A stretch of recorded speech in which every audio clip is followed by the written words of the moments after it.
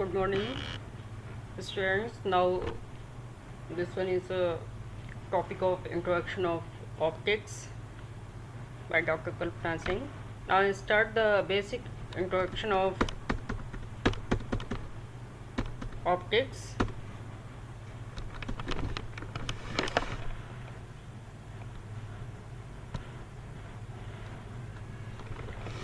Now, that is the optics is a branch of physics that studies the behavior and properties of light, including its interactions with matter and the construction of instruments that use or detect it.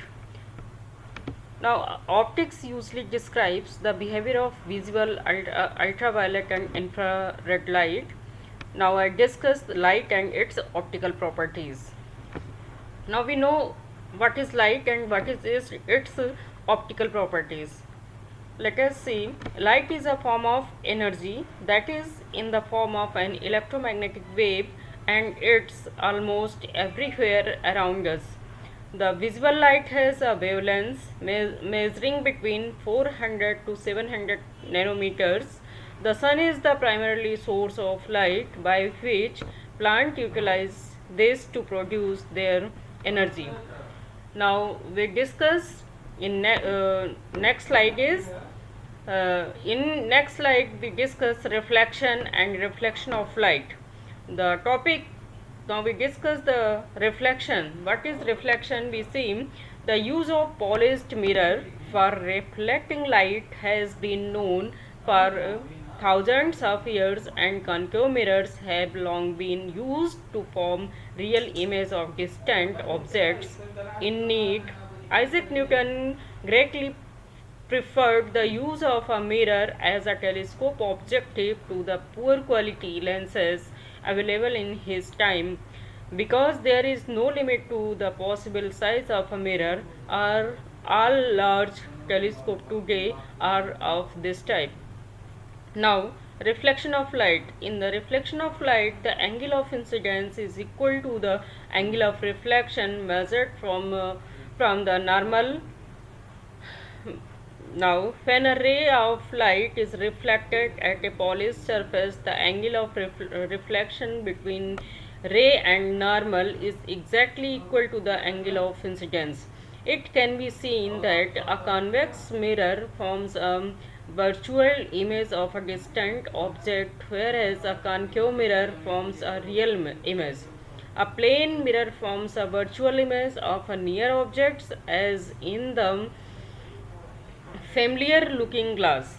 Plane mirrors are often used in instruments to bend a beam of light into a different direction. Now this one is in this slide. This one is a diagram of reflection of light. Now this one is incident ray and angle of incidence between normal and incidence rays. Now angle of reflection between normal and reflected rays. That is a diagram of angle of reflection. Now in this slide we discuss reflection of light. In the reflection of light, the angle of incidence is equal to the angle of reflection measured from the normal. When a ray of light is reflected at a polished mirror, the angle of reflection between ray and normal is exactly equal to the angle of incidence. It can be seen that a convex mirror forms a virtual image of a distant object, whereas a concave mirror forms a real image. A plane mirror forms a virtual image of a near object, as in the familiar looking glass. Plane mirrors are often used in instruments to bend a beam of light into a different direction. Now we discuss the law of refraction. When a ray of light meets the surface of separation between two transparent media, it is sharply bent or refracted because rays are really only directions and have no physical existence. The passes of light waves through a surface must be considered in refraction is to be understood. Refraction effect are based on the fact that light travels more slowly in denser medium. The ratio of the velocity of light in air to its velocity in the medium is called the refractive index of the medium for light of a particular color or wavelength. The refractive index is higher for blue light than for light at the red end of the spectrum. Now this one is the diagram of a law of refraction. Plane light wave at a position a dash in medium of index n and b dash in medium of index n dash.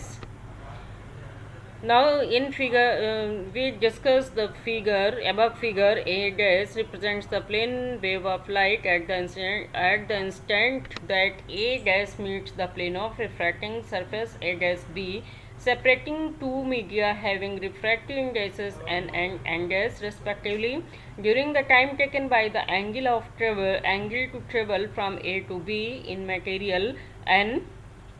Light travels from a dash to b dash in material of refractive index n dash, forming the new wave b dash in the second material proceeding in direction bc. Hence the relationship in n dash upon n is equal to a b upon a dash b dash can be obtained, and dividing a numerator by denominator by b a dash, this gives the equation n dash upon n is equal to a b upon b a dash upon whole upon a dash b dash upon b a dash, that is sin I upon sin I dash.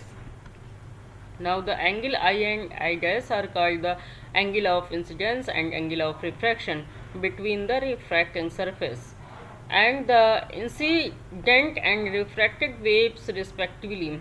Returning now to the convention of considering the movement of light in terms of rays, because entering and emerging rays are always perpendicular to the light waves, they represents angle I and I dash also denote the angles between the entering and emerging rays and the normal line to the refracting surface at B.